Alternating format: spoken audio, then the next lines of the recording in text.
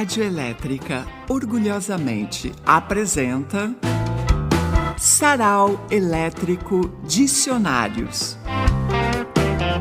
com Luiz Augusto Fischer, Diego Grando e Kátia Suman. Convidado Diego Lopes. Canja especial Simone Haslan. Realização Rádio Elétrica. Olá, rádio ouvintes, telespecs. Está começando mais um Sarau Elétrico hoje, terça-feira. Então, é o dia em que se encerram as votações nos Estados Unidos, né? E ganhamos ou não ganhamos? Vamos ter que ganhar, porque senão não sei o que vai ser. Daqui umas 4 semanas terminam de contar, né? Aí eles levam um ano para contar, uma loucura. E aí depois vem o colégio eleitoral e diz que não é bem isso, que é outra coisa. Depois o Biden vai ganhar e o Trump vai dizer que não aceita. Não aceita. Tem tudo isso, né? Tem tudo isso. E aqui, assim, eu estava comentando ali com os Diegos em off. Deixa eu saudar o Diego Lopes. Tudo bem, Diego? Tudo bom? A primeira vez aqui no nosso evento online, né? Ele que já participou lá no Ocidente, né? Não, eu estava encaixotado aqui. Diz que também ninguém aguenta mais ver coisinha de Zoom, né? Com um monte de cabecinha. Aí ninguém aguenta mais nada, entendeu? Eu própria já não aguento mais nada. Eu tenho a sensação, assim, de ter chegado ao fundo do poço e ainda ter muito fundo pela frente, porque a sensação que eu estava comentando com os Diegos é que eu acho que nunca mais vou ter só eu. A humanidade não vamos mais ter uma vida como a gente teve um dia, entendeu? Nunca mais vou entrar num boteco, tomar uma cerveja, uma batata frita, porque como assim? Não, Kátia Suman, para com essa negatividade, sai daqui, tchê. Sai daqui, só ondas negativas. Sai, capeta. Kátia, daqui pra gente vai entrar no bar e vai tomar uma cerveja com batata rústica. Batata sauté. Não, vai ficar do lado de fora do bar, vai ficar na calçada, mas vai ser bacana também. Vai ficar do lado de fora da calçada, aproveitando a cidade governada por uma mulher. 1º de janeiro tudo muda, vai ser outra coisa. Vai ser outra coisa. Se alguém estiver assistindo isso aqui em 2030, vai O professor, que é o nosso otimista de plantão, o professor diz aí que tudo vai passar mesmo. Como é que é mesmo? Vou dizer para vocês aí, meus queridos, tudo vai dar certo. Tá. Tudo vai dar certo. Tá bom. É isso aí. Ninguém vai discutir. Pega uns guri novos, que nem esses dois Diego aí, Kátia, tu vai desanimar esses guri, pô. Não, mas eu estava esperando que eles me injetassem um ânimo, um estímulo, nada. Eles estão ali. Só confirmou. Eu falei, 1º de janeiro, zera tudo. E tem mais, parece que estão passando uma lei que nós vamos poder descontar esse ano da contagem da idade. Apoio. Quer dizer, não, menos um. Tá bom. Quem não fez festa de aniversário pode descontar. Exato. Então então tá tudo bem. Agora eu fiquei super animada, viu? Tá, vamos lá para o nosso tema, então, porque é o que nós temos que fazer. O professor é o cara dos dicionários que já deu a notícia de que não teve tempo de selecionar. Estou com 15 livros aqui na minha volta, entendeu? Eu quero primeiro dizer o seguinte, é muito raro que numa mesma reunião se reúnam 2 dicionaristas ao mesmo tempo. Diego Lopes e Moá, entendeu? 2 dicionaristas. Um dicionarista já é uma pessoa rara, entendeu? Agora 2, não é, Diego? Diego Lopes. É verdade. Não conheço outro, por exemplo. Diego Lopes não apenas é dicionarista, como ele inventa palavras, entendeu? Eu, pelo menos, sou mais modesto, eu só pego os que já estão por aí. Eu vou começar falando, então, aqui é o seguinte, eu gosto muito de dicionário. Eu acho que eu só fiz o dicionário de Porto Alegre e os outros que eu fiz. Eu fiz, na verdade, 3 dicionários. Então, aqui eles, não. Tá, o dicionário de Porto Alegre, que todo mundo conhece, não conhece. este dicionário aqui, que é mais importante do que todos. É verdade. E este aqui é o dicionário de palavras e expressões estrangeiras. Não, então tu fez 4, porque tem aquele de galderiadas e blá blá blá, expressões. Aquele tu nem conta. Aquele foi um, como é que se diz? Fora da curva. Um puxadinho.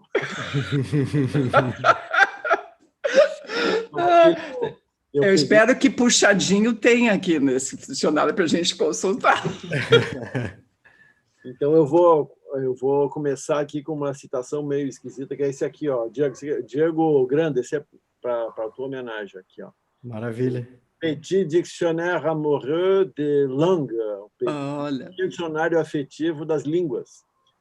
Tem uma linha dessa editora aqui, eu não sei como é que se chama, que é Dicionário Amoroso do Brasil, Dicionário Amoroso não sei do que, tem de tudo, né? Aí aqui é de línguas, então é uma coisa de enfim, nomes de línguas, fenômenos de línguas e tal, e tem uma genial que é diminutivos. Então eu não vou ler todo, mas olha aqui, o verbete é... Dá para ver aí, não? Mais ou menos. Diminutivos. E qual é o exemplo que eles dão? Obrigadinho. Essas 5 sílabas, que tem acento na quarta sílaba, um forte acento, barará, quer simplesmente, está escrito em francês, né? Quer simplesmente dizer no Rio de Janeiro, na Bahia ou Manaus, ou em Porto Alegre, obrigado ou muito obrigado. Obrigadinho. Os caras ficam fascinados, ficam fazendo volta com um linho, que o português tem essa forma sintética, né? A gente não precisa de uma palavra a mais para dizer inho. Aí ele diz que tem em todos os países lusófonos. E aí qual é o segundo exemplo que ele dá? Aleijadinho. Ou aleijadinho.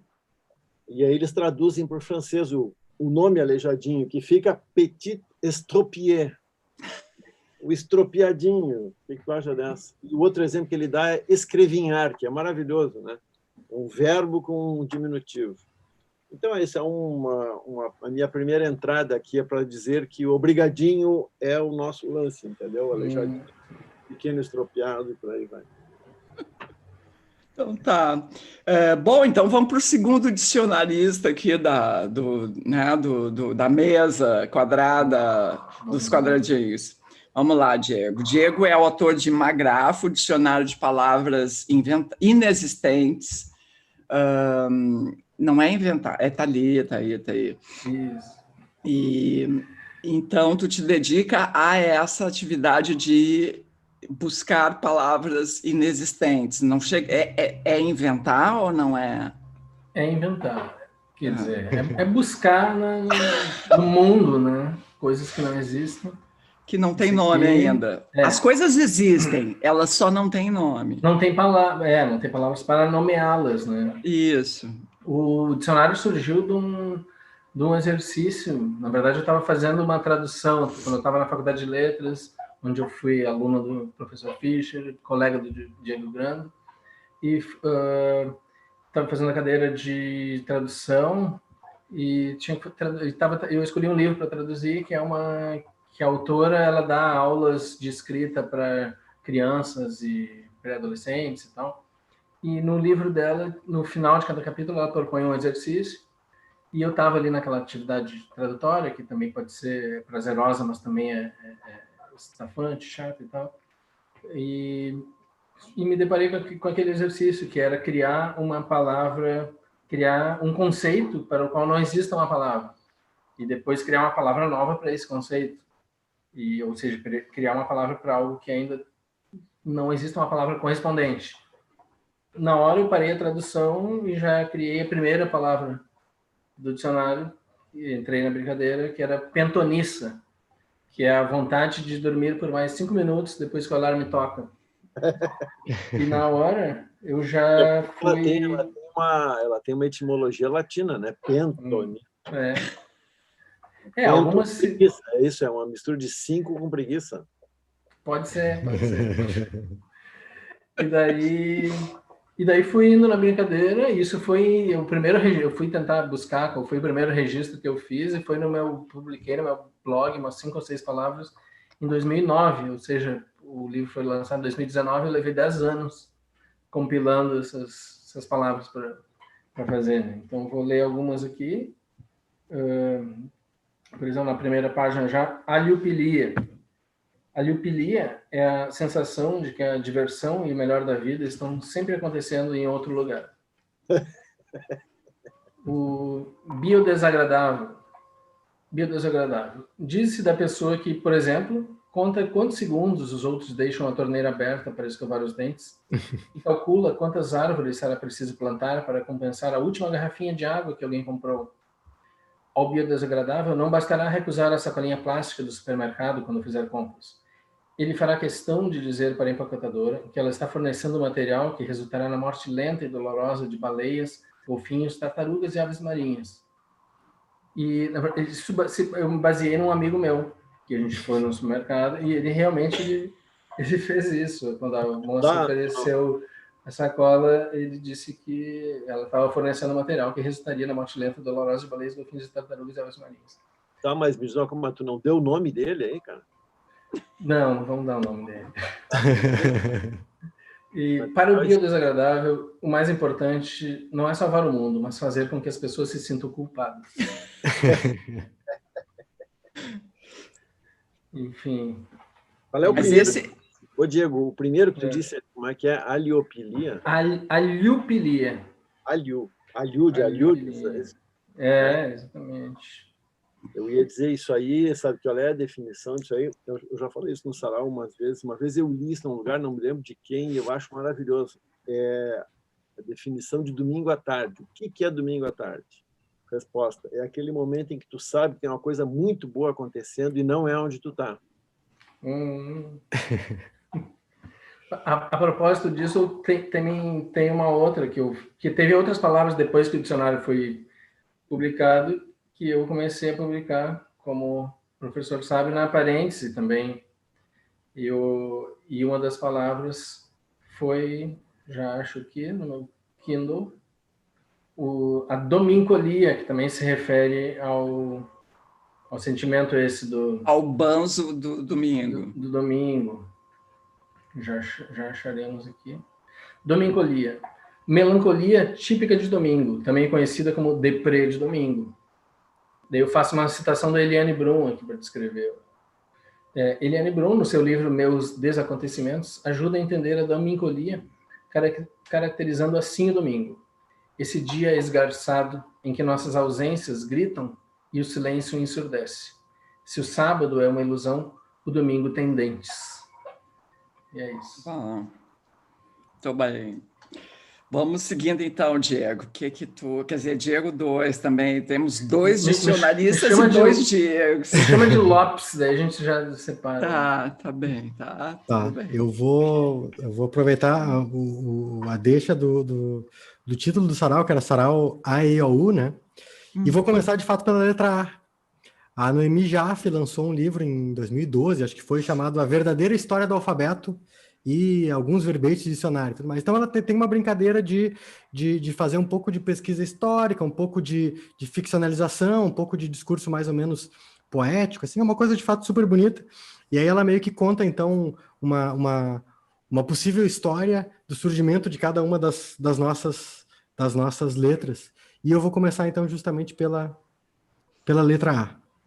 Ela diz o seguinte: era o ano de 341 a.C., quando Epicuro partiu de Samos para Teos e, após ter se frustrado com o filósofo Pânfilo, ouviu notícia sobre o pensamento atomista. Depois de muitos estudos, Epicuro concluiu que a inclinação de um átomo por outro pode ocorrer não somente por necessidade, como pensava Demócrito, mas por atração e desejo. Foi por essa época também, em função da constatação sobre o desejo que os átomos sentiam uns pelos outros, que Epicuro desenvolveu a letra A. Os átomos já existiam desde toda a eternidade e o infinito dos infinitos, desde o momento causador do caos, mas ainda não havia uma letra para designá-los. Por esse motivo, o desejo de um átomo por outro, o apelo de um átomo pelo outro, não tinha como expressar-se. Não havia uma letra para fazê-lo. E o problema não era só dos átomos propriamente. as pessoas movidas internamente pela força atômica também se encontravam carentes de aproximação daqueles por quem se sentiam atraídas. Quando alguém como o Demóstrata de Quios se sentia perdidamente seduzida pelos átomos de Ípsion de Helera, que por sua vez não se dava conta do desejo que o visava, não havia forma de expressar tal desejo, pois quando Demóstrata procurou Ípsion para declarar sua inclinação atomística, faltava uma letra para dizê-lo. Epicuro, observando a imensa lacuna que se desenhava entre as manifestações de desejo dos átomos, no espaço ou nos homens, e sua realização, determinou-se a criar a letra que preencheria todos esses vácuos amorosos. Em primeiro lugar, cuidou de definir, pela observação dos movimentos atômicos, qual seria a figura geométrica que mais se adequaria à representação de seu deslocamento pelo espaço e pelas células. Decidiu-se pela reta inclinada, que aliás também coincide com a definição que vinha configurando, de que os átomos sentem inclinação uns pelos outros. Permaneceu por alguns meses com a reta inclinada num ângulo de 45 graus, mas não se satisfazia com ela. Considerava insuficiente para dar conta de todo o circuito que os átomos perfaziam.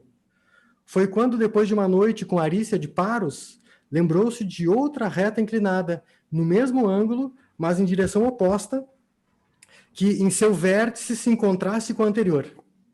Isso simbolizaria quase perfeitamente a força magnética que um átomo exercia sobre o outro, embora não a importância igualmente relevante da casualidade, que, como seu mestre Demócrito afirmara, compunha necessariamente a atração entre os átomos. As duas retas inclinadas, encontrando-se no vértice, transpareciam somente atração necessária e não casual. Mas rapidamente Epicuro se deu conta de que o vazio que havia na base entre as duas retas, sem que o triângulo se fechasse, estava ali justamente para representar o acaso, que casualmente já viera integrar-se ao desenho da letra sem que Epicuro percebesse. E então ele se satisfez com o triângulo aberto na base. Mas eis que o mestre, contra sua própria filosofia, a de que o prazer é a ausência de dor, apaixonou-se por Arícia, e isso o afligia. Convidou-a a frequentar seu jardim e refletiu sobre o mal que aquela paixão lhe provocava. Como Arícia correspondia aos sentimentos de Epicuro e concordou em participar do jardim, a teoria do prazer como ausência de sofrimento podia ser efetivada sem prejuízo teórico. Foi durante essa experiência que Epicuro se lembrou de instalar uma pequena reta unindo as duas retas anteriormente inclinadas para reforçar a ideia de aliança no bem-estar. Desde então, a letra A tem servido para todas as teorias atomistas subsequentes, como também para designar os aviões, um dos desenvolvimentos da teoria atomista, as aves e a cor azul, que não passa de um encontro feliz de átomos pacíficos. Essa é a definição da letra A, ou a história da letra A, pela Noemi Jaffe.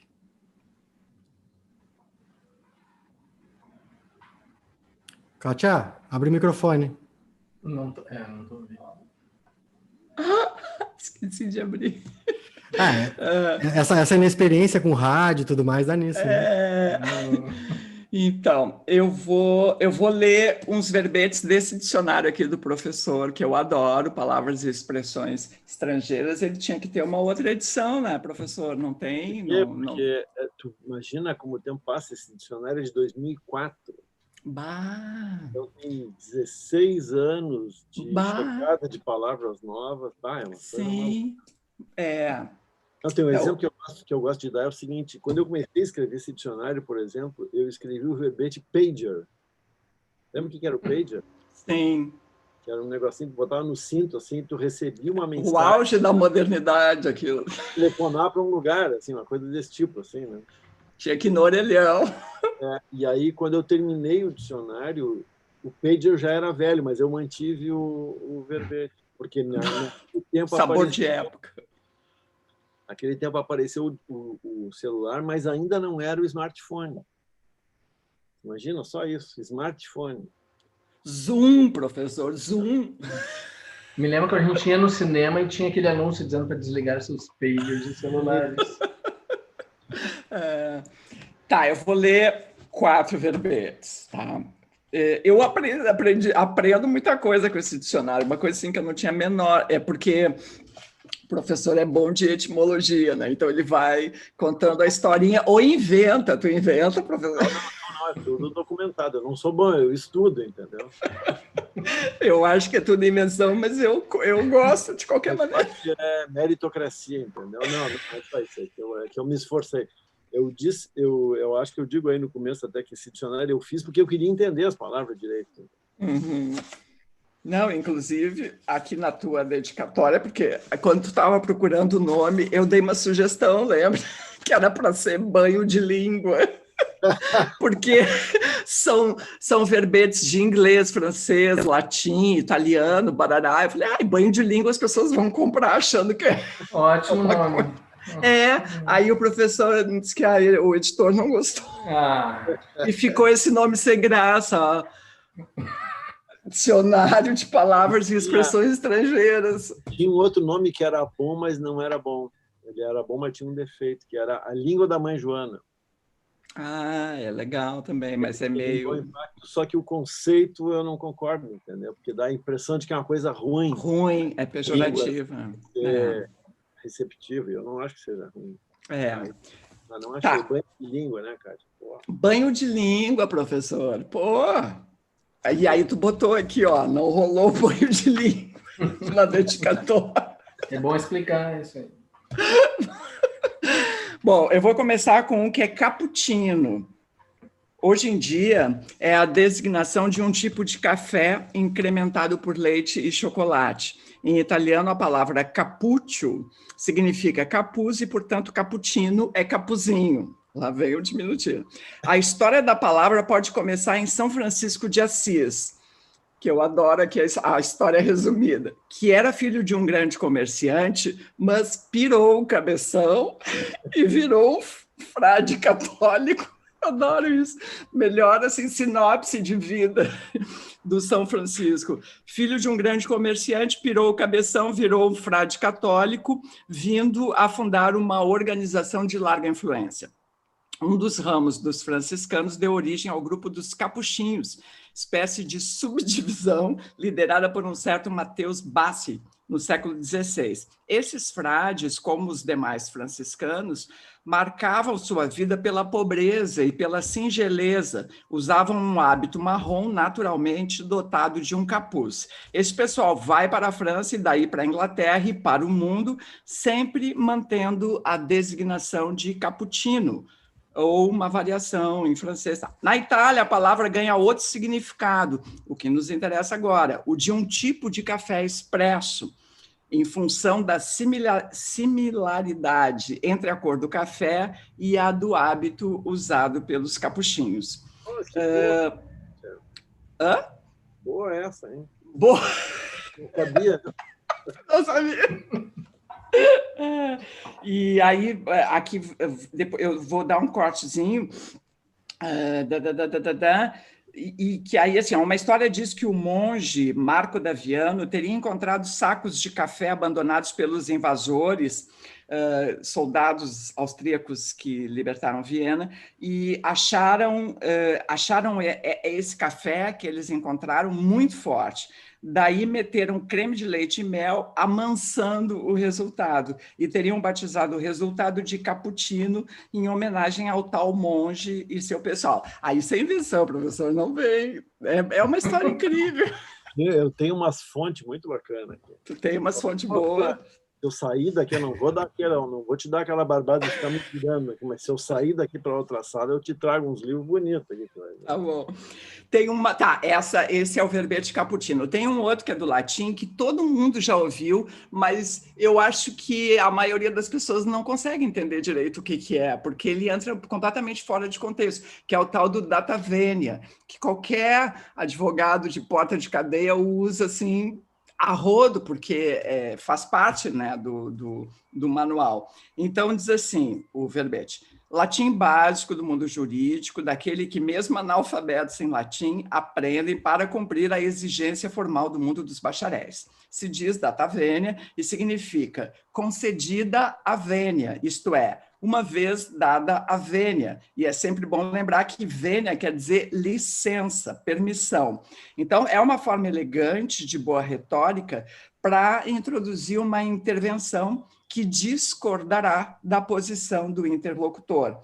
Quando se houve algum debate mais ácido em algum parlamento brasileiro em que os contendores xingam as mães alheias, fica engraçado, porque quase se ouve: data vênia, o senhor é um vigarista, e o outro contrapõe: data vênia, vigarista é o senhor, seu pai. Então, é permissão concedida. O outro é uma expressão que poderia estar no dicionário de porto-alegrense, mas está aqui, que é mucho louco. Professor, mucho louco. Vamos estudar aqui a etimologia. Numa época se usava essa expressão com aspecto de espanhola, que, porém, é gramaticalmente errada. O advérbio de intensidade em espanhol não é mucho, que é o advérbio de quantidade, mas muy. A confusão vem de que, em português, os dois advérbios têm uma forma só, ou melhor, são uma só palavra. E o nosso muito tem esses dois significados, tanto que a gente diz muito louco e muitos loucos, o que em espanhol daria muy loco e muchos loucos. Tu vê muito louco esse verbete, professor, eu achei. Gostei desse. Deixa eu ver. Esse aqui é o último que eu vou ler, que também, para mim, foi surpreendente descobrir isso. Eu não tinha a menor noção. Spam. Hoje em dia, tem sido chamada assim aquela desagradável correspondente. Tu vê, hoje em dia, 16 anos atrás, professor, um visionário, um homem avant la lettre, como diz aqui, depois a gente pode olhar aqui. Recebendo spam no pager, né?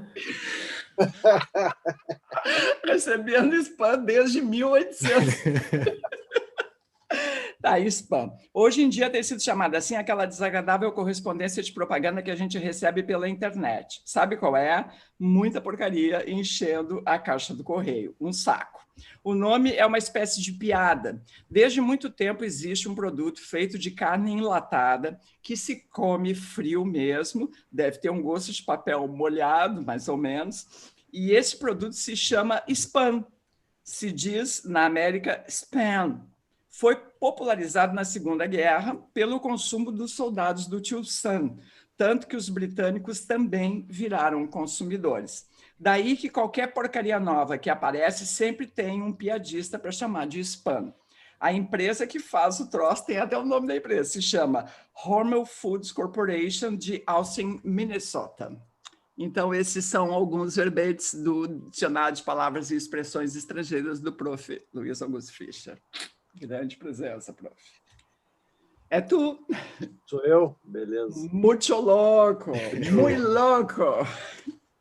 Isso vou contar uma coisa. O Diego Lopes, eu acho que sabe isso, né? Porque fazer dicionário é uma coisa para uma pessoa doente, entendeu? Não é de Deus. Porque tu começa e o troço não termina mais, aquilo vai crescendo, ele vira uma prisão, sabe? Não pode ouvir uma palavra que tu já tem que anotar. Exatamente. A minha sorte é que eu publiquei na época eu colaborava no jornal ABC Domingo, aqui de Novo Hamburgo, Barará. E aí eu publiquei tudo lá, então eu meio que me livrei do fantasma, sabe, de ficar catando palavras. Assim. Mas até hoje eu cato, não adianta, não tem jeito. Tem aquele filme sobre a história do dicionário, não sei se era o Oxford, alguma coisa assim. Sim. Maravilhoso. Que é fantástico também, né? Trabalho que Demente, né?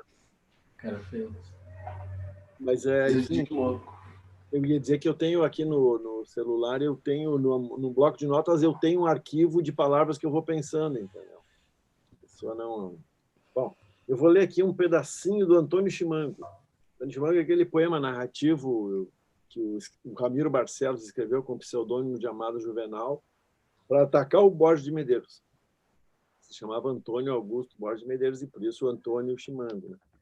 Enfim, é um contexto lá de eleição e blá, blá, blá, e aí o Ramiro escreve esse poema, que é um poema gauchesco, em que aparece um velho, o tio Lautério, que acusa o Chimango de ser um mau gaúcho, de não saber andar a cavalo, e blá, blá, blá, e conforme o poema vai avançando, é um poema narrativo, começa a acusá-lo de ser subserviente, de ser um cara que tem prazer em pisar em cima dos miseráveis, essa coisa toda. Aí, na primeira parte do poema, tem um momento em que ele está contando a infância do Chimango. Daí ele diz assim... cadê? Perdi. Está aqui. Na estância havia uma escola para os filhos da pionada, a estância em que supostamente o Chimango nasceu. Escola muito relaxada, o mestre, um velho borracho, que punha livros abaixo, mas pouco ensinava ou nada. Com uma carta de ABC feita com letra de mão, grudada num papelão e sentado na tripeça, por esse modo começa o mestre a dar-lhe a lição. Então, é como se fosse um professor dando aula do ABC para alunos de uma escola rural, né? Mas ele só fez o A, o B e o C, depois não foi adiante. Aí, então, o mestre falando, este é o A, a primeira letra, que conhecer muito importa. Veja bem que não é torta, é a primeira que se atraca. Tem um feitio de barraca com um pau cruzado na porta. É boa, né? Que nem como explicou a Noemi Jaffe. Né? Essa é B, tem 2 mamulos, 2 seios. E, para nunca esquecê-lo, lembre-se de um peçoelo na garupa atravessado. Peçoelo é aquela mala de garupa, né? Que vai uma de cada lado, assim. Lembre-se do peçoelo numa garupa atravessado, um bolso para cada lado e um travessão para sustê-lo. Menino, preste atenção, não se ponha a olhar para a rua, que o meto já na cafua. Entende, vossa mercê? Esta outra letra é o C, a forma é de meia lua. É isso, ele não terminou, teria sido uma graça ele acabar, né? Mas é isso aí, então, é do Antônio Chimango. Aliás, a Simone Haslan, que vai estar conosco depois, ela, no espetáculo do Antônio Chimango, do qual ela participou, ela canta isso aqui, ela faz o papel da professora que diz isso aí, canta, tipo uma coisa operística. Assim. Bem legal. Tá, vai lá, Lopes. Doravante será nominado como Lopes. Vamos lá. Então, eu estou seguindo a ordem aqui do dicionário. Vamos lá para o Casson. Casson é o embaraço causado por ter esperado pelo terceiro beijo ao cumprimentar alguém e não recebê-lo. Também o embaraço de quem tenta dar o terceiro beijo enquanto o outro se afasta. Dependendo da região do país, o número de beijos envolvidos pode variar. No Sul, por exemplo, dar 3 beijos ainda é comum, mas dependendo do grau de intimidade entre os envolvidos, o número de beijos diminui. Uma estratégia comumente usada para evitar o casson é ficar por último na fila de cumprimentos e observar quantos beijos as pessoas trocam. O casson também se aplica à ocasião em que a confusão leva a um involuntário beijo na boca. Outra maneira de evitar esse embaraço é ficar em casa e renunciar à vida social para sempre. É o que estamos fazendo, né? É. Acabou o casson. Não tem mais essa. Ficou arcaico esse verbete. Um depoimento de época, isso aí. É para registro histórico mesmo. É como todo dicionário, sempre está atrasado. Sim. Já nasce defasado. Próximo aqui, cofiota. Cofiota é a pessoa que sofre com um dos defeitos mais notáveis do uso do café. O de fazer com que o tomador de café não segure seu impulso de falar sobre o quanto gosta de café. Como ele não se satisfaz em apenas tomar café no seu canto, ele precisa citar frases pretensamente espirituosas sobre café, se vangloriar sobre a quantidade de café que toma, reclamar da qualidade do café do trabalho, abominar orgulhosamente as pessoas que colocam açúcar no café, discutir sobre onde se toma o melhor café da cidade. Isso tudo culminando em postagens de fotos de arte em espuma de cafés nas redes sociais. Frases que podem identificar rapidamente um cofiota são: o dia só começa de verdade depois de um café? Ou não adianta, eu só funciono depois de uma xícara de café. O cofiota é admirável, pois acredita que um hábito trivial, extremamente popular e generalizado guarda algo único e especial. Só falar um detalhe do livro, que o livro é todo com ilustrações, né? Esse aqui, por exemplo, é do cofiota, que é uma ilustradora que eu achei lá quando eu morava no interior de São Paulo. Fui numa exposição e vi as ilustrações dela, a Cris Tragante, e achei que ia combinar muito com o livro. Convidei, a gente conversou e deu tudo certo. O que tu foi fazer nesse exílio aí, rapaz? Eu tinha uma namorada no interior de São Paulo e fui ficando por lá. Tem mais perguntas? Obrigado. Agora eu vou pegar uma palavra que não está no dicionário, que é uma palavra que eu fiz exclusiva aqui para a revista Parêntese, que é chumostaco. Chumostaco. Uma das coisas que diferencia o homem dos outros animais é sua capacidade de produzir arte e cultura, como tragédias gregas, sonetos dodecassílabos e sertanejo universitário.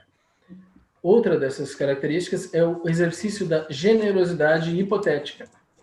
O chumostaco, como é chamado o generoso hipotético, é, por exemplo, aquele sujeito que promete que, se ganhar a Mega-Sena acumulada, vai saldar as dívidas dos amigos e familiares, vai ajudar instituições de caridade, dar metade do dinheiro para os pobres, construir abrigos para animais de rua, doar alimentos e roupas para desabrigados, ajudar asilos, etc.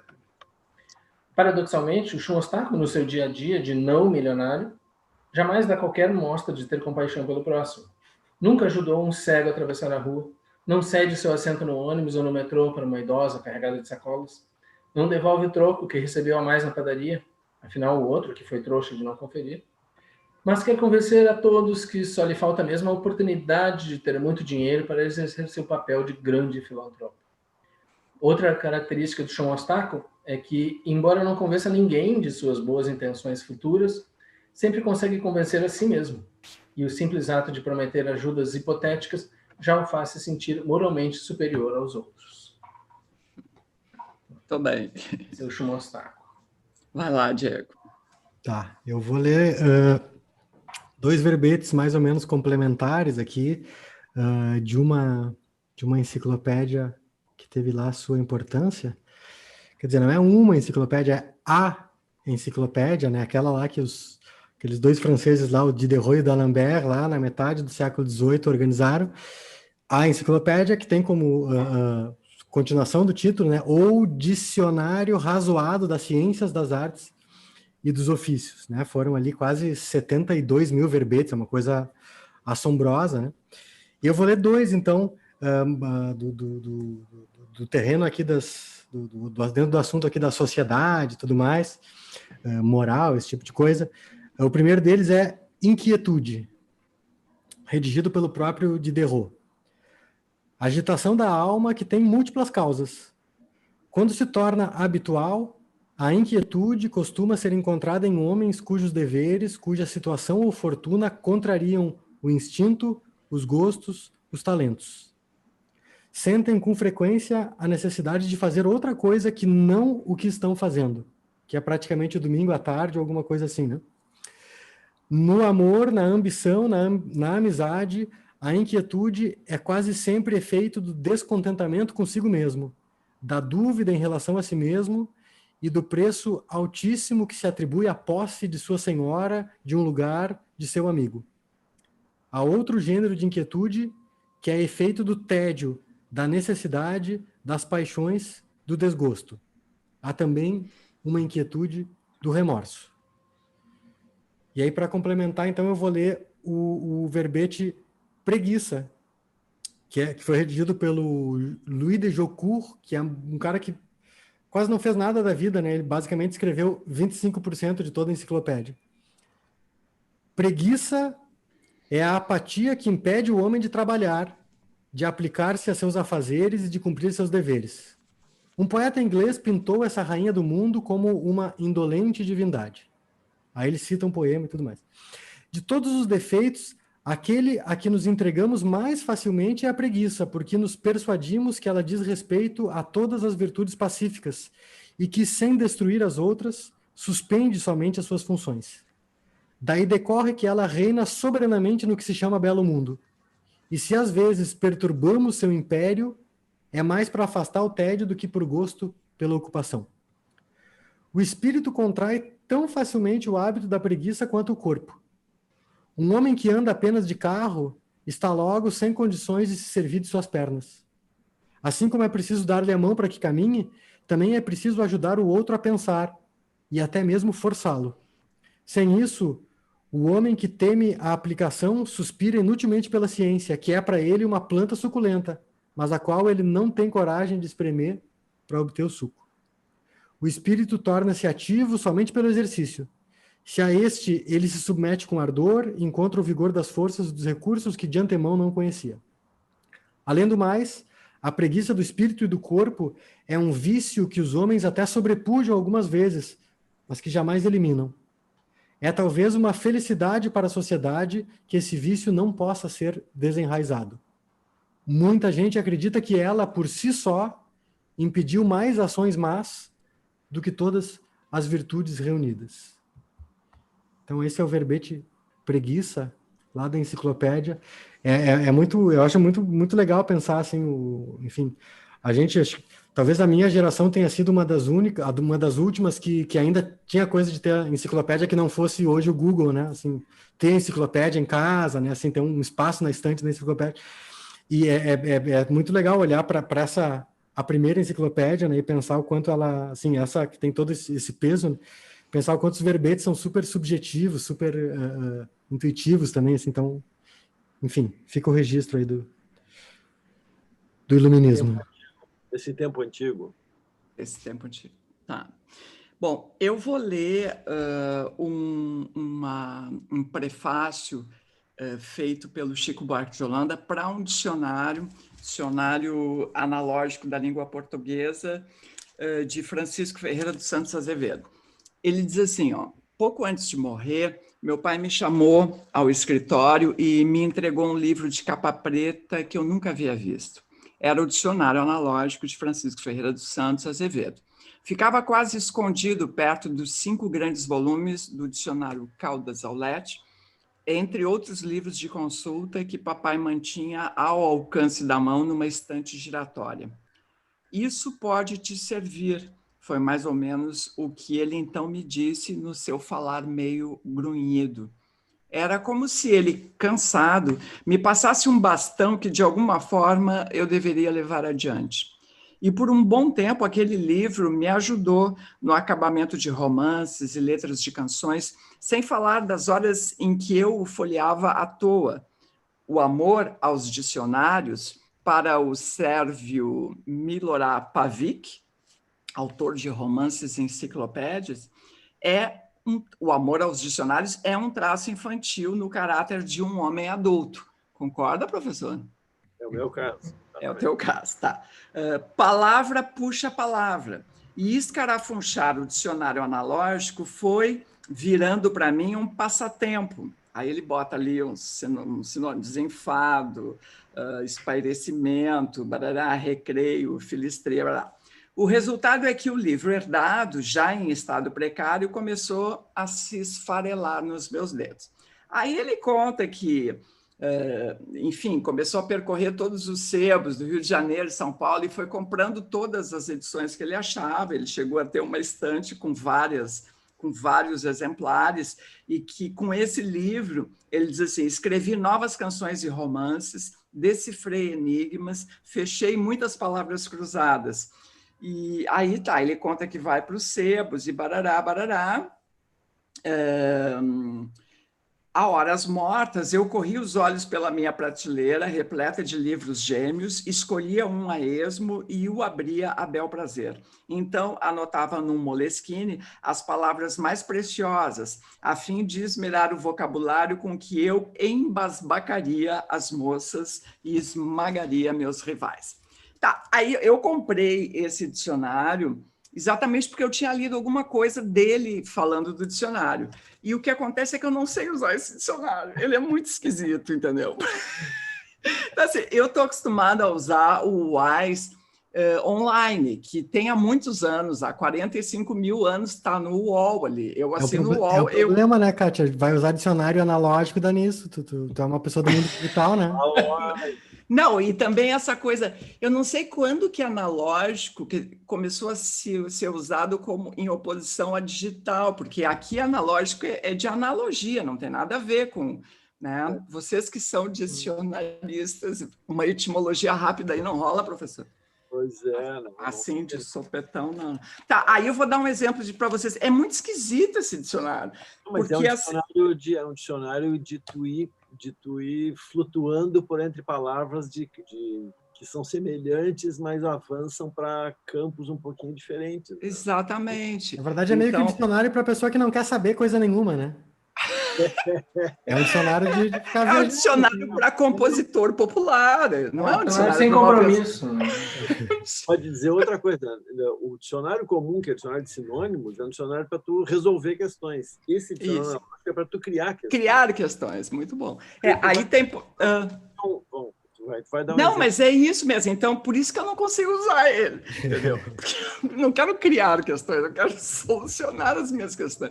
E rapidamente, de preferência. Aí tem, por exemplo, assim, ó, e aí ele é todo numerado, e a numeração é por verbete, não por página. Então, tu já é o primeiro estranhamento, né? Mas, assim, a palavra aqui é descrença. Aí tem ali um sinônimo, descrédito, desconfiança, falta de fé, barará, barará.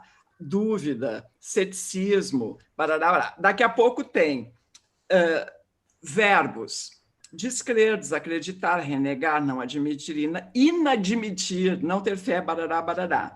Depois tem adjetivos: incrédulo, incréu, descrente, barará, descrido, desconfiado, barará, barará. Depois tem advérbio: inacredulamente, com as devidas reservas, pelo sim, pelo não, barará, barará. Aí depois tem umas frases. Aí a frase que tem aqui é uma frase em latim, e aí depois tem uma coisa que eu suponho que seja... Não, mas não é, porque eu copiei a frase, eu fotografei, botei no Google Tradutor latim-português, e não é o que está escrito ali em português. Então, se eu trouxe a frase... Eu não vou ler em latim para poupá-los, mas eu vou ler em português, que diz assim, ó: acreditem os que quiserem, é muito gorda a arara. A outro perro esse osso. Ora, muito obrigado. Conta outra. Essa não. Assim, gente, é um troço real. Tinha fumado uma erva errada, esse cara aí. Quem é o autor desse? Esse aqui é muito louco, ou muito louco, que é o Francisco Ferreira dos Santos Azevedo. Tu já gostou, né, Lopes? Gostei, me interessei. Então, esse é o dicionário analógico. Tudo que é língua decente tem isso aí, eles chamam de tesauros, né? Tesauros. Tesauros, é. Exatamente, que é isso, que é para tu expandir. Às vezes tu te lembra de dizer assim, pô, tu está escrevendo e tu quer dizer incrédulo. Não é bem incrédulo, é... Ali tem todas as possibilidades. Não é só um sinônimo, né? Ele realmente abre. Ele dá umas deslizadas, assim, é muito bonito de acompanhar. Tá. Então tá. Fica a dica aí. É basicamente para resolver. Mas aquela frase ali...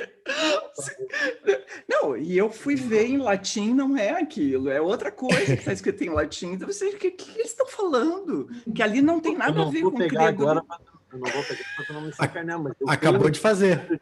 Frases latinas maravilhoso. Se quiser, pego. Tem um dicionário de frases latinas. Tá, vamos deixar para um outro momento. Eu ia comentar que o dicionário analógico é o que serve para resolver um problema que provavelmente o dicionário do Diego Lopes apresenta em verbete, que é a sensação de quando falta uma palavra, né? Que eu não sei qual é o termo, mas tu deve ter um termo que explique isso. Essa é uma boa pergunta, hein, Diego? Palavra que está na ponta da língua.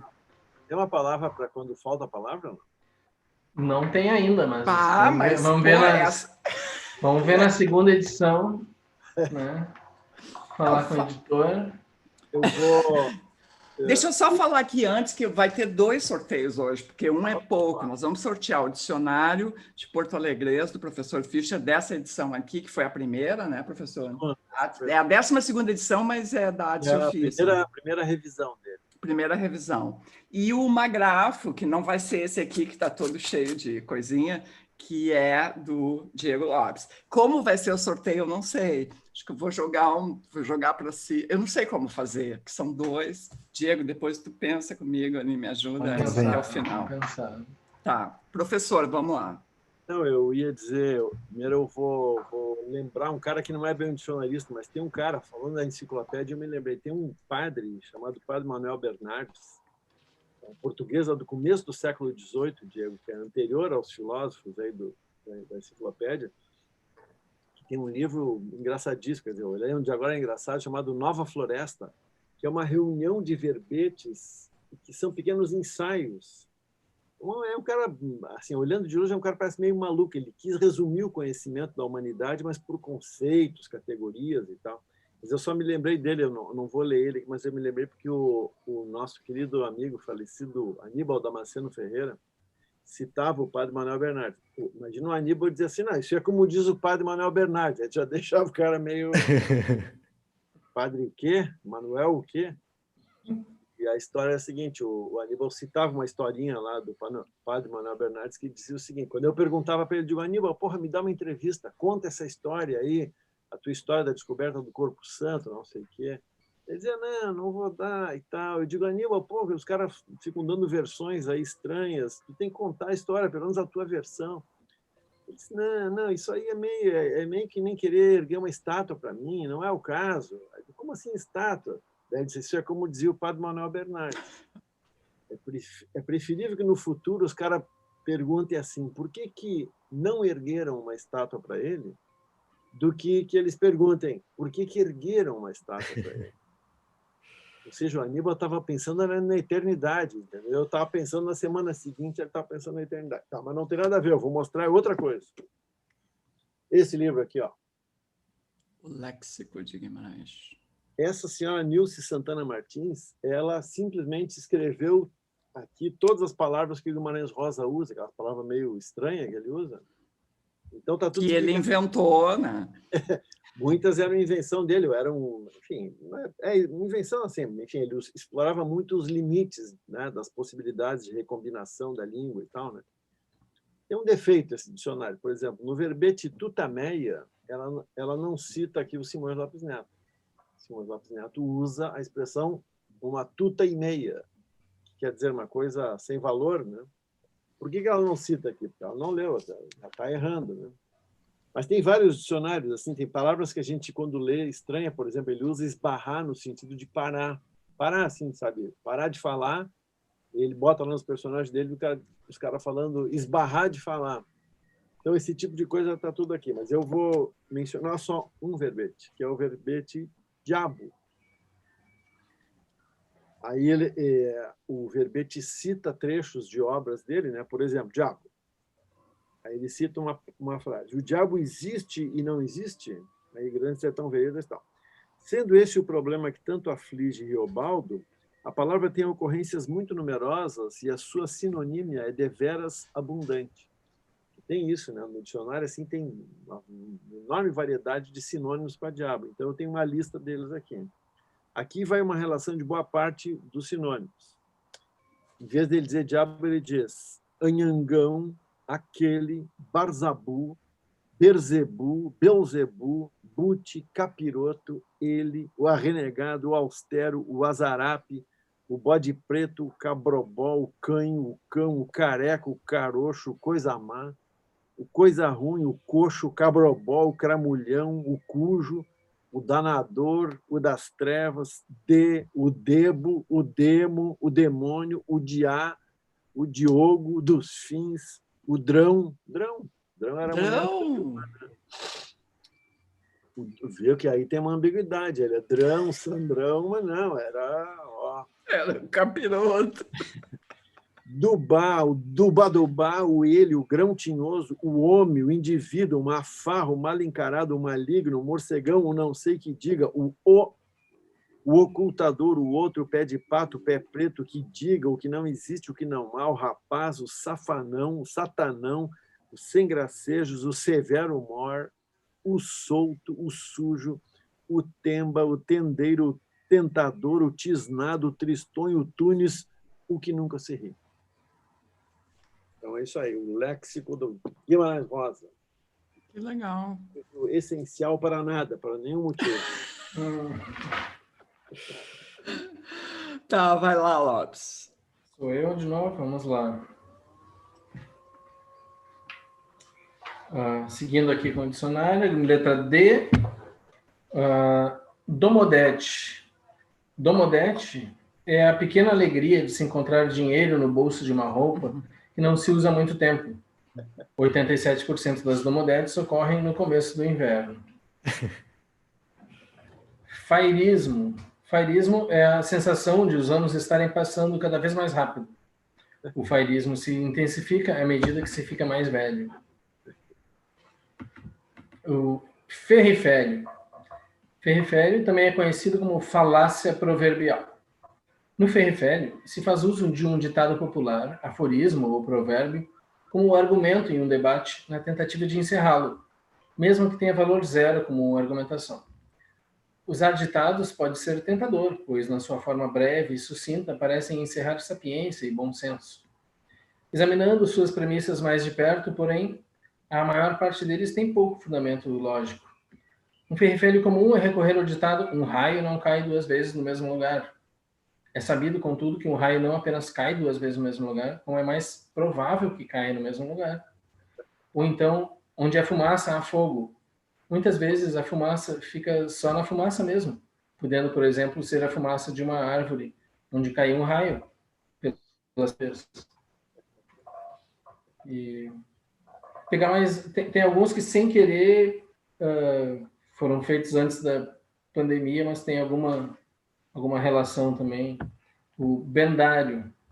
Bendário é o dia inteiro em que não se falou pessoalmente com ninguém, ou cada dia que passa em que não se entra em contato com um amigo ou familiar. O outro que também pode ter a ver com o nosso momento atual é o peranguglar.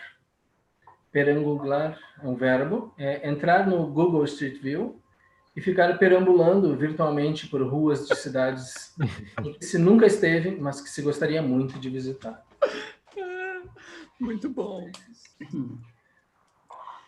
Tá, é isso aí. Eu estou ouvindo, assim, eu ouço cachorro, galo, cafeteiro, eu estou ouvindo um monte de sons, assim, de ambiência, vocês não estão ouvindo? Só eu não tenho galos aqui. Não. Os meus galos estão todos bem quietinhos aqui. Eu tô louca. Eles ficaram quietinhos depois de tomar café, né? Então, de repente, pode ser isso. Agora, quem ligou? Quem ligou a cafeteira ou o aspirador? Ninguém também. Não, aqui não. Aqui... Não, tá. Deve ser alguma coisa. Durante a leitura, aproveita para fazer a faxina, né? É a reunião de condomínio. Vai lá, Diego. Tá. Eu vou ler aqui enfim, já se falou antes, tanto o Diego quanto o professor Fischer comentaram, enfim, o quanto o dicionário serve para fazer uma fotografia da língua, e como a língua é uma coisa viva e dinâmica e tudo mais. Eu vou ler aqui um dicionário... Como a língua é fotogênica, né? Eu vou ler aqui o dicionário da mutreta, que foi escrito pelo Gregório Duvivier, em 2017, e é mais uma prova que de 2017 para cá o tempo já passou e as palavras já perderam alguns de seus sentidos, né? É o dicionário da mutreta. Alguém precisava organizar essa bagunça. Para ver como é datado. 26 de junho de 2017, publicado na Folha. Tramóia, substantivo feminino. Disse do esquema no qual você não está incluído. Distingue-se do trambique pelo profissionalismo. Etimologia, deriva da palavra tramar e pressupõe certo requinte. Trambique. Disse do pequeno golpe praticado de maneira amadora, geralmente pelos outros. Mamata. Disse do esquema do qual usufrui-se com regularidade e há muito tempo. A mamata, ao contrário do trambique e da tramóia, pressupõe antiguidade e frequência. Não se comete mamata, mas se tem mamatas. Exemplo: fulana não quis casar no civil porque recebe pensão do pai e não quer perder a mamata. Mutreta. Espécie de trambique geralmente praticado contra o Estado. Logo, eticamente perdoável. Exemplo: alguém conhece alguma mutretinha para pagar menos imposto? Maracutaia. Irregularidade de proporções escandalosas, o equivalente a uma dúzia de tramóias que juntas tomaram proporções épicas. Propina. Suborno com mais de 3 dígitos. Propinoduto. Canal de pagamento para propina quando esta atinge mais de 6 dígitos. Esquema. Tramóia do ponto de vista daquele que participa dela. Exemplo: como faço para entrar nesse esquema? Desculpa, não tem como. Nesse caso, vou ter que denunciar essa tramóia. Pacto. Tramóia quando usada para acobertar outras tramóias. Exemplo, a gente precisa de um pacto nacional com o Supremo, com tudo. Bandalheira. Maracutaia sem pudor, feita de forma descarada. Negociata. Disse da mutreta quando vintage. Para que se ocorra uma negociata, é preciso que todos os negociantes estejam vestindo terno, senão é simples mutreta. Falcatrua. Desfalque intermediário. Não tão simples quanto um trambique e nem tão complexo quanto uma maracutaia. Muamba. Importação que não passa pela alfândega, muitas vezes com a parceria da alfândega ou feita pela própria alfândega. Faz-me rir. Suborno de 2 dígitos. Exemplo, essa multa aqui a gente resolve com o faz-me rir. Guaraná. Suborno de 1 dígito. Exemplo, pode parar o carro aqui sim, é só fortalecer o Guaraná do colega. Fortalecer. Ato ou efeito de arredondar para cima um valor estabelecido. Exemplo, é 80, mas fecha em 100 para dar aquela fortalecida. Movimento.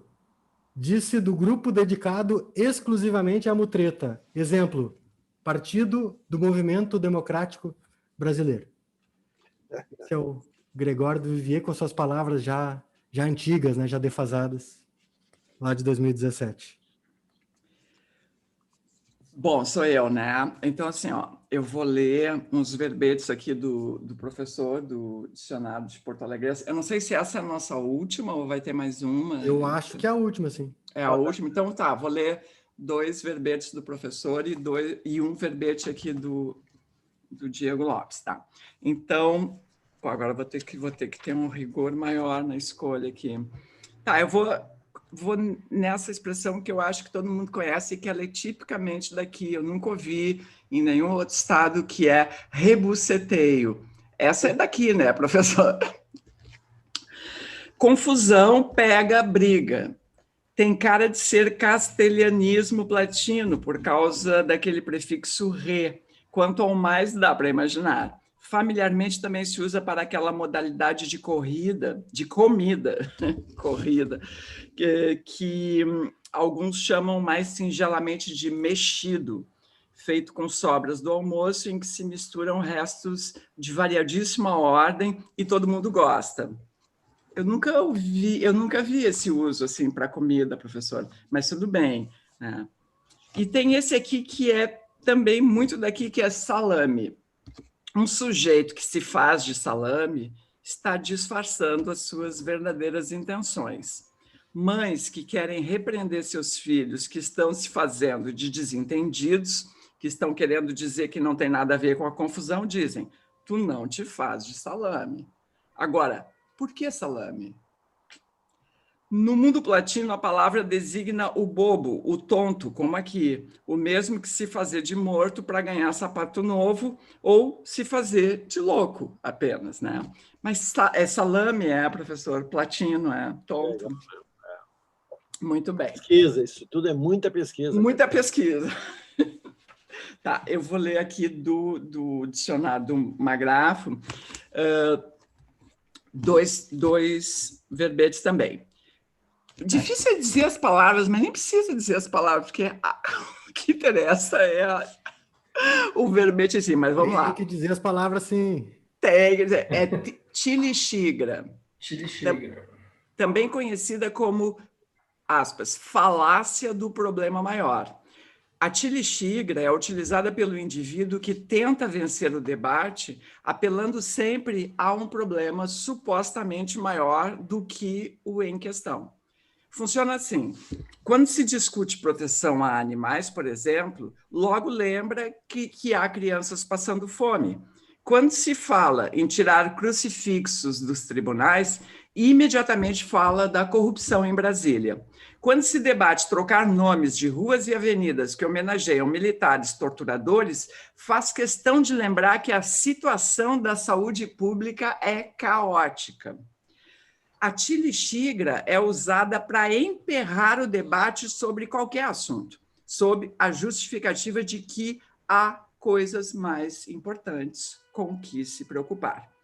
O paradoxo da tilixigra ocorre quando é contra-argumentada com outra tilixigra.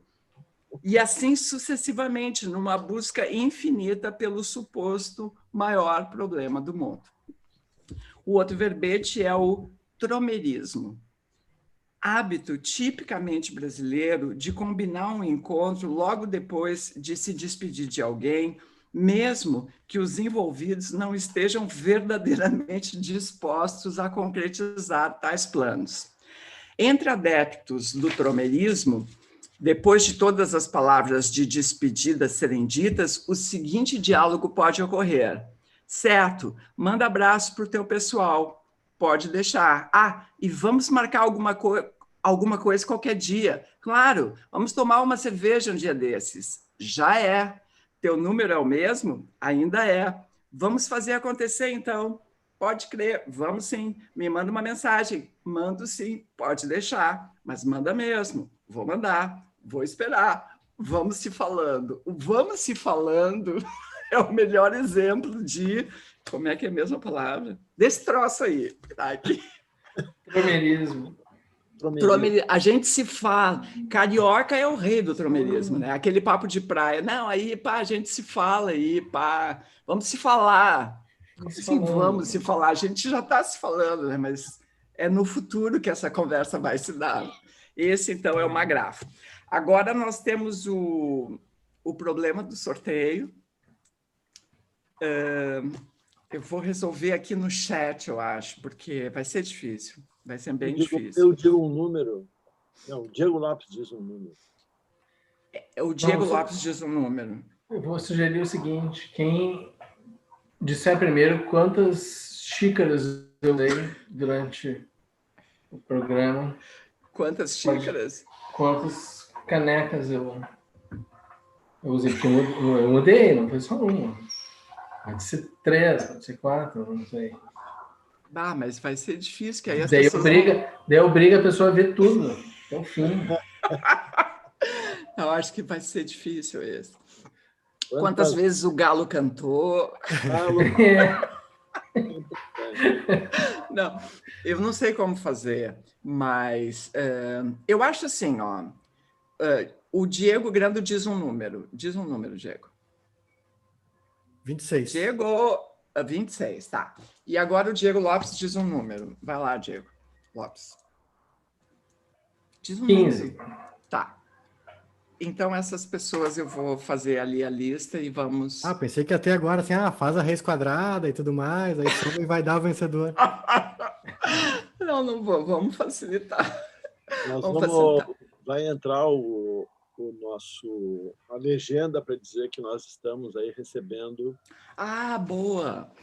Pequenos mimos, não, como é que se diz isso? Pequenos pagamentos da nossa querida plateia para sustentar o processo aqui, entendeu? O processo tem que ser sustentável. O processo Não, e aliás, eu quero aqui agradecer as pessoas que fizeram um depósito na semana passada. Vou dar o nome aqui das pessoas: Xana de Souto, Maria Helena Garcia, Ana Alice Palo, Camila Timan, Daniela Moura, Giovana Inácio, Juliana Kiefer e Maria Isabel Fischer. Muito obrigada a vocês. O nome vai estar nos créditos. Tua irmã, pô, grande presença, hein? Ah, família Fischer aí compareceu bonito. Então, Fischer, tu tem mais irmãs aí? Eu tenho mais uma. Tem que avisar. Já convoca. Né? Então, assim, a gente agradece a qualquer colaboração. E é isso, eu vou chamar a Simone Haslan aqui para ela conversar com a gente. A Simone que vai fazer a nossa canja de hoje, e eu estou dando toque aqui para ela. Tá, vocês podem falar alguma coisa enquanto... Só um recado, então. O Fischer também estava mostrando um livro ali. Não, fala, Diego, vai. Que deu um azar esse mês e o Magrafo foi indicado como finalista do prêmio Livro do Ano na Associação Gaúcha de Escritores. Oh, que beleza! Categoria especial. Então, um negócio que começou com uma brincadeira, agora já está ficando sério aqui. Que legal, parabéns, Diego. Parabéns. O livro merece mesmo. Parabéns. Ô, Diego, conta aí pra gente como é que fica mais fácil para o pessoal que está nos ouvindo e quer comprar o livro, assim, se está em todas as livrarias de Porto Alegre, ou se está vendendo... Tá no site da editora, Toma Editorial, tem na Amazon, tem acho que na Travessa. Outro dia eu achei tinha no Magazine Luiza também. Então, acho que se procurar, botar o Magrafo, comprar, vai conseguir, achei um lugar. Legal. E, professor, tu tá com a dicionária aí, tinha... Eu acho maravilhoso esse livro aqui, não sei se todo mundo conhece, é a Aurélia, a Dicionária da Língua Afiada, feito por dois caras que se assinam, Fred Lieb e o Ângelo Vip, que são pessoas com o nome civil de Joaquim Vanderlei e o outro se chama Vitor Ângelo. Não sei se todo mundo conhece, já saiu faz uns anos, né? E é uma brincadeira com o Aurélio Dicionário. É um dicionário, resumindo, é um dicionário de gíria do mundo gay. E aqui é gay no sentido de engraçado, alegre mesmo, né? Eu vou ler algumas designações, por exemplo. Eles gostam de ressaltar que ele é politicamente incorreto, entendeu? E os dois autores são gays e fazem questão de dizer isso e de brincar com isso. Então, Marcelão, espécie de bofe macho, porém aviadado, que age como lésbica e adora levar um papo cabeça com as mulheres com quem fica. São Marcelão. Margarete, a bicha mentirosa. Marsupielen, esse eu acho. Marsupielen é uma bicha anexa às mamíferas que sempre nega que é viado. É uma bicha que nega que é viado. Agora, as minhas preferidas são Nefertiti. Nefertiti é maravilhoso. Bicha muito velha e embalsamada, mas que ainda conserva uma aura de mistério em torno de si. A Nefertiti tem sempre uma Zoraide por perto, sua pupila e seguidora. Finalmente, a Neuza, que é a forma abreviada de Japoneusa. É o homossexual japonês Nisei Sansei. Um pequeno exemplo aqui da Aurélia, a dicionária. Faço muito bem-humorado, muito engraçado, muito bacana. Muito legal. Dicionário é bom por isso, né? Porque cabe qualquer coisa no dicionário, entendeu? Tu escolhe uma fatia, vai lá e faz um dicionário. Eu acho maravilhoso. É maravilhoso. Não, eu falei para Simone, entra, e ela, tá, mas e o link? Eu não mandei o link. Pessoa já meio Nefertiti, né? Meio uma aura de mistério, mas já bem gagá, já fazendo os negócios tudo pela metade, né? Vocês podem contar uma piada, se quiserem, assim. Eu ia perguntar se a presença do Polaco, o Polaco andava meio sumido, não sei se porque a gente falou dos galos, o Polaco, de repente, percebeu a concorrência, né? Não, o Polaco está fazendo exigências assim de astro de rock, ele quer uma ração molhada, X, de sabor assim, mais exótico e tal, ele quer coisas diferentes. Olha ela, chegou, Simone, tudo bem? Estava falando que eu já estou gaga, esqueci de mandar o link. Entra, e ela, como assim entra?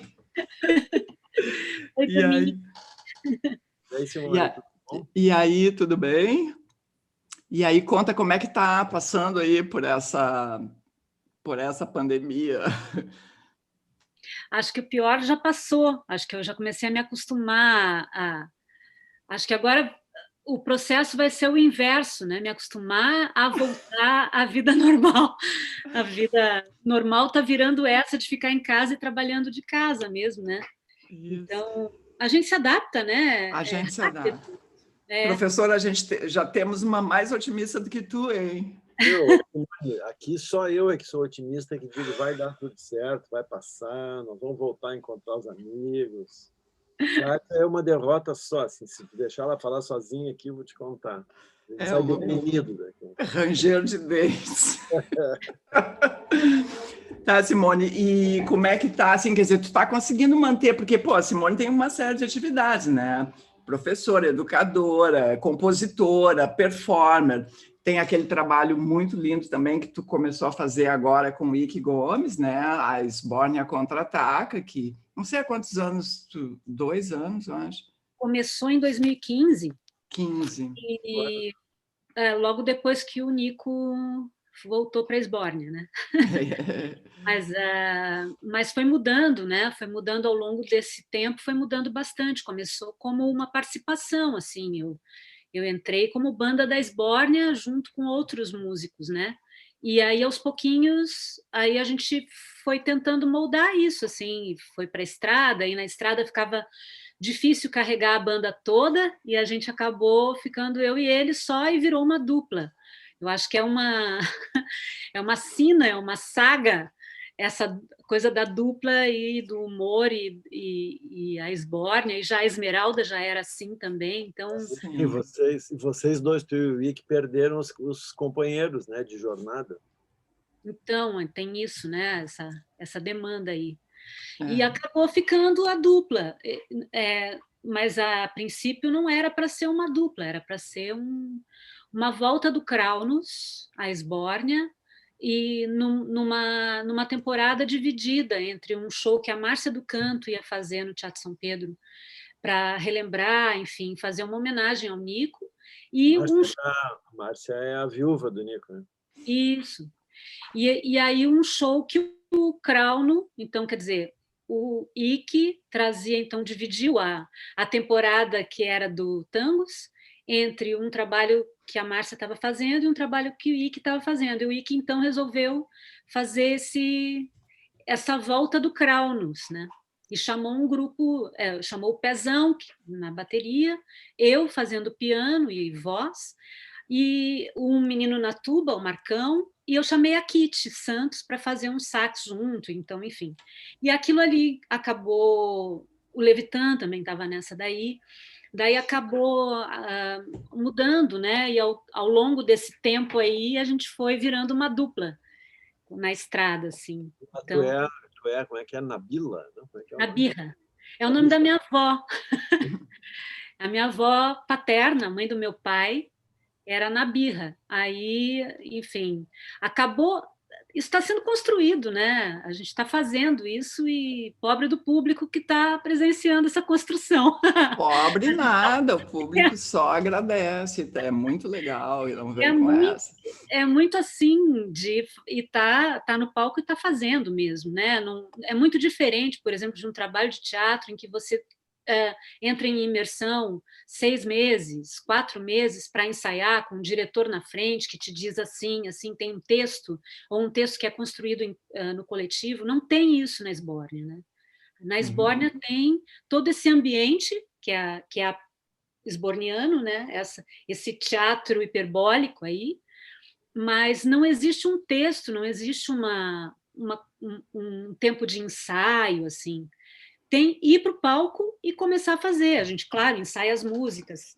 Claro, a gente tem um roteiro, óbvio, claro, né? Não sai do nada, mas é muito construído em cena com o público. Muita coisa de caco, de brincadeira e de jogo que acontece naquele momento acaba ficando no espetáculo. Então, é um outro modo de se fazer, né?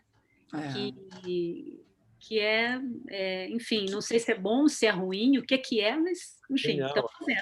Para quem assiste é bom, é o que eu posso te dizer. Eu vi a primeira versão de vocês dois sozinhos, né? Só tu e o Ike. Enfim, uma coisa que logo me chamou a atenção era isso, que era claro, vocês estavam ali com o peso da saudade do Nico e da responsabilidade mesmo, porque aquilo ali foi um negócio de quase 30 anos de... Putz, é uma coisa... É difícil de explicar o que aconteceu nesse processo, né, de identificação, porque também um humor contido, de vez em quando tinha uma gargalhada e tal, mas era um humor... Enfim, eu acho que é um humor aqui do Sul, né? Mas, enfim, eu vi a primeira vez e a primeira coisa que eu pensava era esse, pô, o Ike sempre foi o cara que ele era o antagonista, né? Porque o Nico que era o mais pronunciado, assim, né? E aí o Ike tem que assumir a frente da cena, mas, eu acho que funcionou super bem, né? É difícil, né? Isso, né, Fischer? Porque o personagem do Nico era o falante, né? Era quem, vamos dizer assim, dominava a coisa da língua, né? Do falar. E o do Ike era o contrário disso, é o magro, do gordo magro, né? O Ike aqui, ele funciona como... O Ike é o Sancho Panza, né? Era, né? O Nico era o Dom Quixote, né? A gente chama de clown branco e clown Augusto, né? Se é que dá para falar que é clown, porque não é o clown do narizinho aquele, é um outro clown. Enfim, mas esse jogo, essa gangorra, né, entre um e o outro, que eu sentia na Esmeralda também, num outro nível, mas era muito mais musical a Esmeralda, né? Mas tem isso, quando um não vai bem, o outro sobe, e a gente faz uma gangorra aí. É um jogo silencioso que acontece em cena, e quando a gente está junto, a gente entende isso, não pela palavra, mas pelo jogo mesmo, né? É muito louco esse negócio. Aliás, o meu doutorado era para pensar essa relação com a dupla, né? Que é uma relação silenciosa, assim, de puro jogo teatral em triangulação com o público, né? O público te dá esse tempo, o tempo desse jogo, né? Então, eu queria estudar isso. Como é que é isso de dupla, né? Porque a gente tem tantas duplas incríveis no Brasil, não de pensar o teatro, porque também não é a minha área, né? Eu sou meio um limbo, assim, eu não sei o que eu sou mesmo, na verdade. Que duplas tu tá falando, assim? Que duplas de atores? Eu queria estudar essa relação que existe no trabalho musical de humor em dupla. Né? Por exemplo, o Nico e o Ike, né? No Tangos e Tragédias a gente vê uma história incrível nisso, mas assim também os Mulheres Negras, né? O Abu Janra e o Maurício Pereira, que a gente via, né? Então, são algumas duplas, a gente vê também na história da música brasileira e no humor no rádio antigo, né? Com o... Então, essas histórias assim que me intrigava, como é que é isso? O que acontece aí, né? Porque eu também não sabia explicar, eu sabia fazer ali. Eu estava ali em cena, na ação, então não tem esse tempo de elaboração. Então, esse foi o meu primeiro problema de pesquisa no doutorado, assim, e que eu me enrolei na minha própria questão, porque era a ausência da Adriana também, que estava envolvida, eu já estava fazendo terapia no doutorado. Não, para com isso. Para com isso. Eu dizer para os mais novos que estão nos assistindo aí que a Esmeralda, que a Simone está dizendo, era a Rádio Esmeralda, que era um espetáculo feito pela Adriana Marques, a Simone, que também durou vários anos, né? E de um certo momento em diante vocês foram dirigidas pelo Ike, né? Desde o início. Desde o começo. Rádio Esmeralda é um nome que é do Ike, né? Foi o Ike quem trouxe para a gente. A gente tinha um show que se chamava Amor de Parceria, eu e a Adriana, com músicas antigas e tal. E o Ike pensou esse repertório dentro de uma rádio, né? E aí ambientou na rádio, tal, virou Rádio Esmeralda. E foi genial. Era o único espetáculo que a gente entrava e vocês comandavam do palco dizendo assim, deixem os celulares ligados. E daí chamavam. Tinha uma interação do público, né? Como se fosse simulando uma rádio, era muito legal. Tinha uma híbrida no palco, né? Que isso! A gente falava para a plateia e falava com o público por telefone, né? Lembrando aquela rádio AM, rádio antiga, né? Então... Do tempo do telefone, rádio do tempo do telefone que se usava para falar, por ligação, né? E a gente pedia música para o rádio, né? Assim, pedia, claro, um clássico, Mas, Simone, eu queria saber o que tu vai cantar para a gente agora na cancha, que tu falasse um pouquinho do que tu escolheu. Então, essa escolha foi uma escolha que foi coletiva, assim, né? Acho que vocês também foram me dando umas tintas aí do que eu podia fazer. Porque com esse tema, né? Sonora para dicionário, né? Né? Aí fiquei pensando em coisa do Chico, né? Aí cabeção, assim, uma palavra que é lindo e tal. Mas aí fiquei me enrolando com isso, assim, veio a sugestão de fazer a Jackson do Pandeiro, né? O Aiaiou, da Sebastiana, que não é do Jackson do Pandeiro, né? É um outro autor. Esqueci agora. Anotei aqui em algum lugar isso. Depois eu lembro que falo. E o... Hã? Lamartine Babo. O Lamartine, isso aí. Era para a gente... Então, Sebastiana, do Rosil Cavalcante, o AEOU do Lamartine Babo e Noel Rosa, né? Uma dupla e tanto aí. E eu já tinha num repertório anterior, que fala que os Secos e Molhados fizeram, que é o do João Ricardo e Luli. Esse é o repertório. Maravilhoso. Então é isso, vamos para a canja. Queria te agradecer muito, Simone. Quero muito te agradecer. Que isso? Agora vocês ouviram. Passando o carro de som aqui, eu sou o culpado. É que eu já ouvi hoje 1000 coisas, eu estou ouvindo vozes. Pô, acordou meus galos agora aqui. Então tá, Simone, muito obrigada. Diego Lopes, muito obrigada. Guris, valeu. Rádio ouvintes, telespecs, vocês são o máximo. Até a semana que vem. Obrigado, Diego. Fiquem com a Simone, então, agora a nossa canja maravilhosa. Até. Eu não sei dizer nada por dizer, então eu escuto.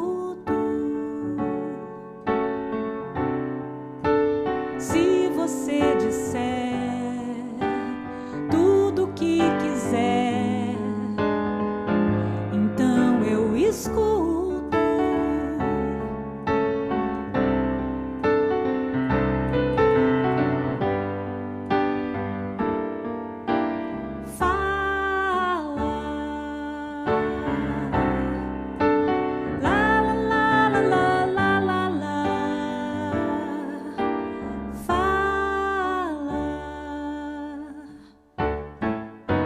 Se eu não entender,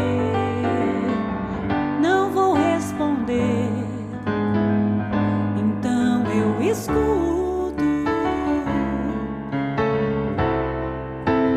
Eu só vou falar na hora de falar, então eu escuto.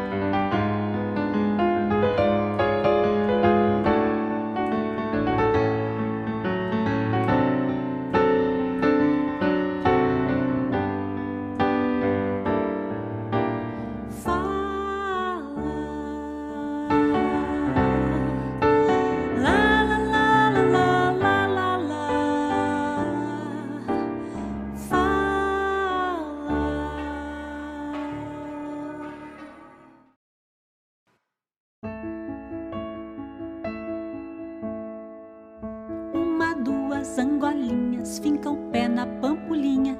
Ciranda, cirandinha, vamos todos cirandar. E-I-O-U, W-W, na cartilha da Juju, Juju. A-E-I-O-U, W-W, na cartilha da Juju. A Juju já sabe ler, a Juju sabe escrever, há 10 anos na cartilha. A Juju já sabe ler, a Juju sabe escrever, escreve sal com C cedilha. A-E-I-O-U, W-W, na cartilha da Juju, Juju. A-E-I-O-U, W-W, na cartilha da Juju. Sabe conta de somar, sabe até multiplicar, mas na divisão se enrasca. Outro dia fez um feio, pois partindo o queijo ao meio, quis me dar somente a casca. A-E-I-O-U, na cartilha da Juju, Juju. A-E-I-O-U-W-W na cartilha da Juju. Sabe história natural, sabe história universal, mas não sabe geografia. Pois com o cabo se atracando, na bacia navegando, foi pra Ásia e teve azia. A-E-I-O-U-W-W na cartilha da Juju, Juju. A-E-I-O-U-W-W na cartilha da Juju.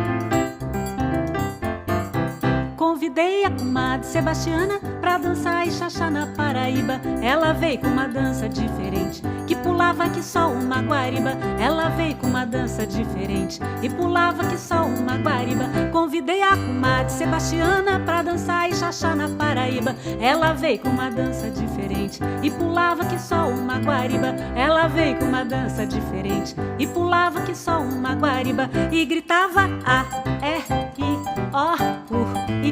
e gritava A-R-I-O-U-Y. Já cansada no meio da brincadeira e dançando já fora do compasso, segurei Sebastiana pelo braço e gritei: não faça sujeira. O xaxá desquentou na gafieira, Sebastiana não deu mais fracasso. E gritava A-R-I-O-U-Y e gritava A-R-I-O-U-Y.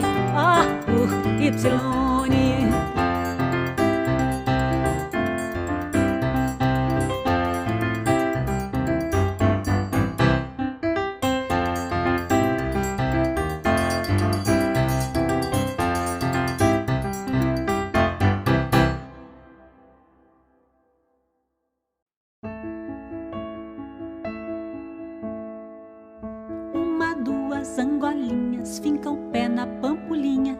Ciranda, cirandinha, vamos todos cirandar. E-I-O-U-W-W na cartilha da Juju, Juju. A-E-I-O-U-W-W na cartilha da Juju. A Juju já sabe ler, a Juju sabe escrever, há 10 anos na cartilha. A Juju já sabe ler, a Juju sabe escrever, escreve sal como C cedilha. A-E-I-O-U-W-W na cartilha da Juju, Juju. A-E-I-O-U-W-W na cartilha da Juju.